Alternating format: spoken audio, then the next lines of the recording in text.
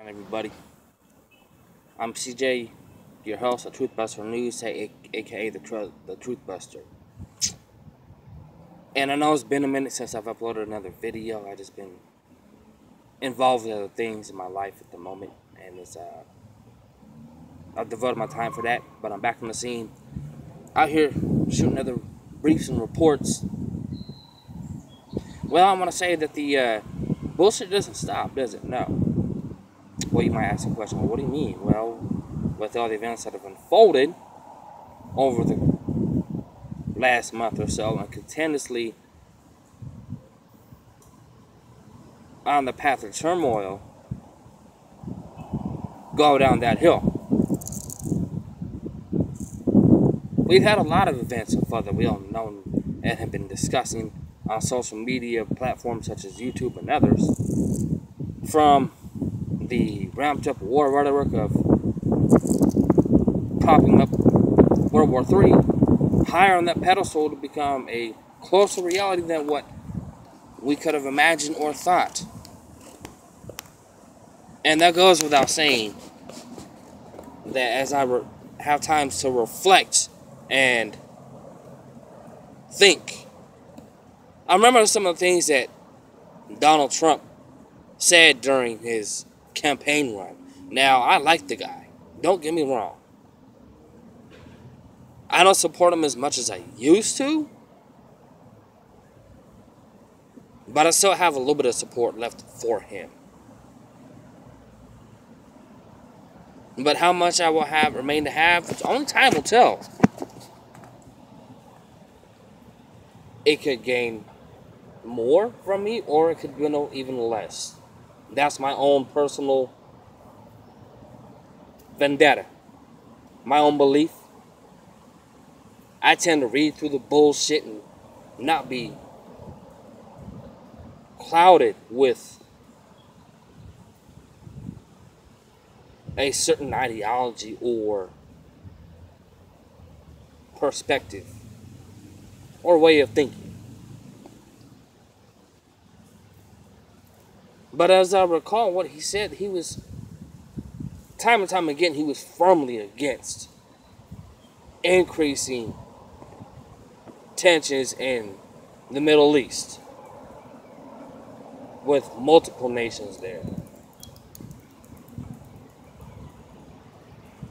And yet, on the other hand, he said he was, going to fight terrorism. But yet, what does he do? He goes and joins forces with one of the most known terrorist funding nations in the world.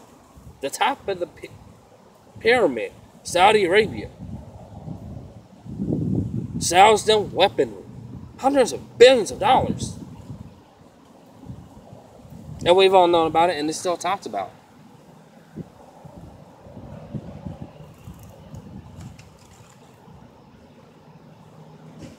And we keep hearing, that he is enthralled by the deep state.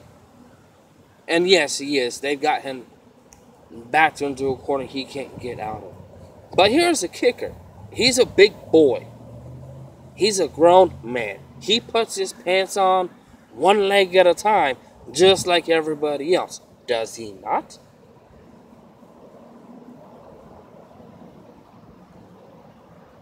What I'm shooting for is this. When he made the first strike against Syria, he could have chosen not to, despite his bumbling daughter running to him because she seen some made up bullshit on social media and goes, "Daddy, Daddy, do something. People are dying. Children are dying. Assad is killing his own people."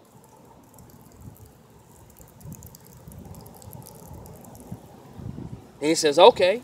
So he sends tomahawks there.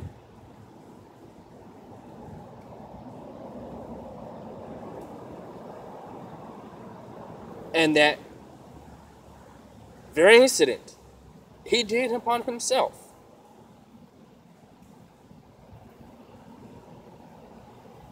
And the outcome is the tensions are increasing. So with all the distractions we have witnessed from one to another,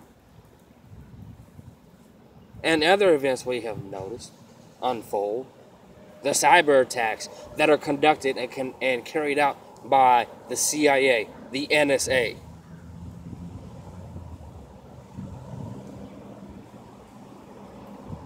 with the WannaCry ransomware, and the multiple variants that they have of that virus, have just recently launched another one. I seen an article in Blacklisted News confirming this, and I will do a piece on that at another time. But what I want to focus on today is what is going on with Syria,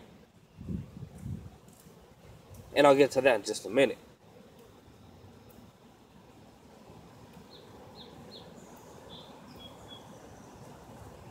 Aside from that, James O'Keefe did a great service and released the tapes, the mega bombshell that proves that the whole Russian narrative is nothing but bullshit. CNN's own producer said, "We just did this to get ratings. Now look at the backlash." You see the counter effect of fake news. But everybody's distracted by that whole movement right now. And very little are focusing that are in the truth of community and want to tell people the truth of what's going on the other issues at hand.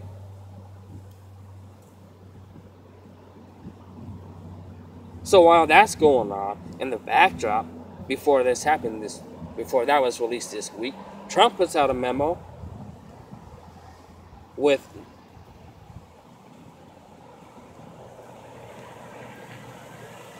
dangerous content in the memo. There is going to be another attack in Syria.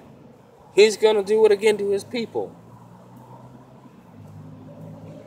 He sent a memo out saying that is what's going to happen.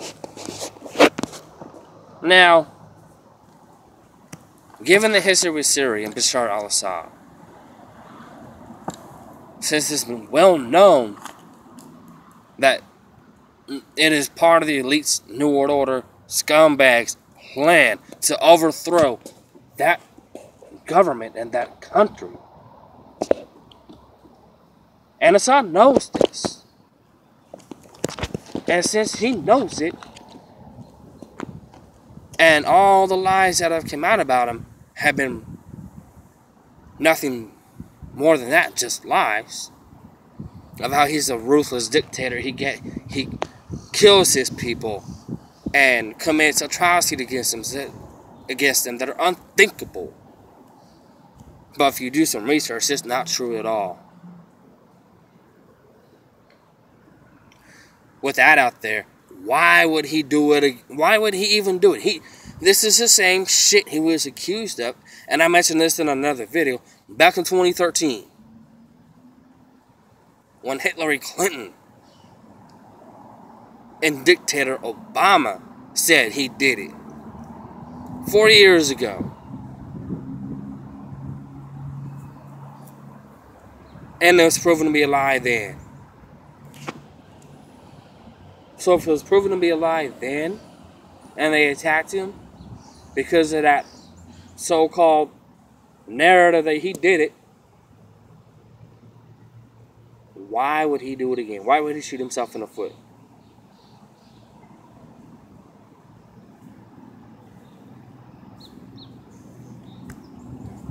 So Trump's on a couple months ago, got on the bandwagon. He did it. He gassed his own people. He was fed false intel, internal reports from the military-industrial complex and the deep state, and he fell for it. And so they have another rumor that he's doing again. And military action is getting ready to intervene. But there is no proof, no evidence.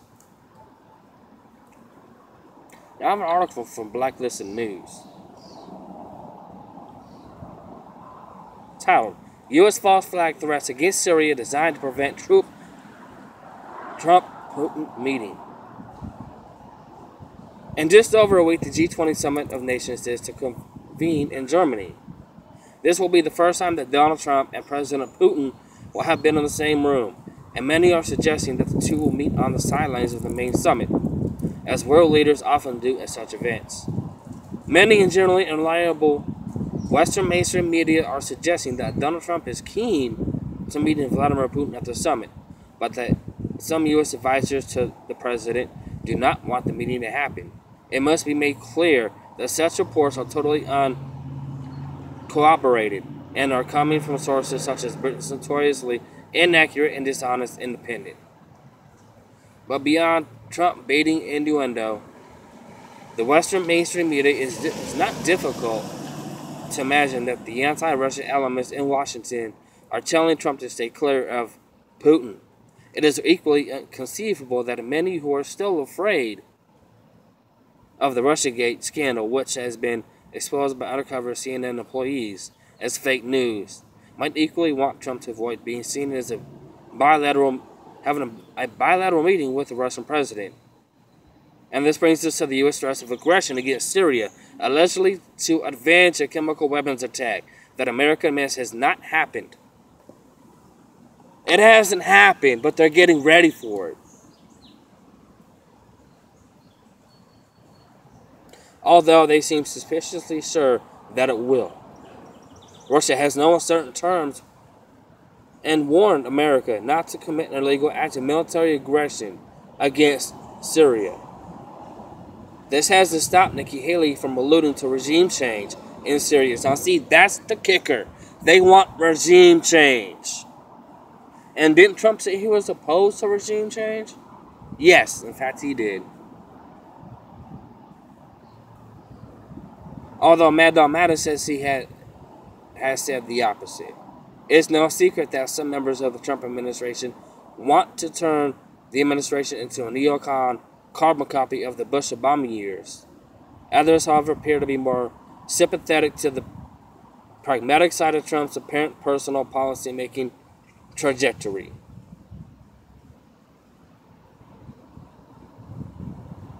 The article goes on. Rex Tillerson and some extent of Mad Dog Mattis have both proved to be on the pragmatic side of the equation. Nikki Haley, having no experience on foreign policy before her appointment to the UN, is a well-known careerist with ambitions that go far beyond the UN. Indeed, it's fair to say that Nikki Haley is the first ambassador in history to use the UN as a platform to launch a wider-term domestic political campaign. Therefore, since Haley has probably few actual convictions about foreign policy, it will not be difficult to convince her to adopt causes that would put the attention on for her, something she craves, while in doing so accomplishing the goal of thrusting forward the neocon policy. So there you go. Their own words say that this is the agenda. They want to further the neocon agenda of war, destruction, control, enslavement. That's what it's about.